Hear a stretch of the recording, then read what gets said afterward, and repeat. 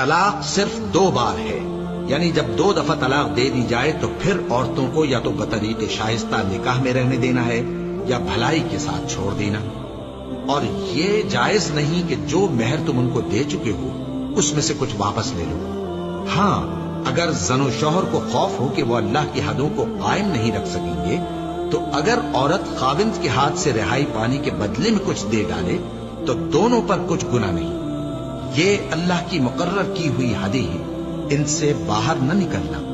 اور جو لوگ اللہ کی حدوں سے باہر نکل جائیں گے وہ گناہگار ہوں گے۔ پھر اگر شوہر 2 طلاقوں کے بعد تیسری طلاق عورت کو دے دے تو اس کے بعد جب تک عورت کسی دوسرے شخص سے نکاح نہ کر لے اس پہلے شوہر پر حلال نہ ہوگی۔ ہاں اگر دوسرا خاوند بھی طلاق دے دے اور عورت اور پہلا خاوند پھر ایک دوسرے کی طرف رجوع کر لیں تو ان پر کچھ گناہ نہیں، بشرطے کہ دونوں یقین کریں کہ اللہ کی حدوں کو قائم رکھ سکیں گے، اور یہ اللہ کی حدیں ہیں، ان کو وہ ان لوگوں کے لیے بیان فرماتا ہے جو علم رکھتے ہیں۔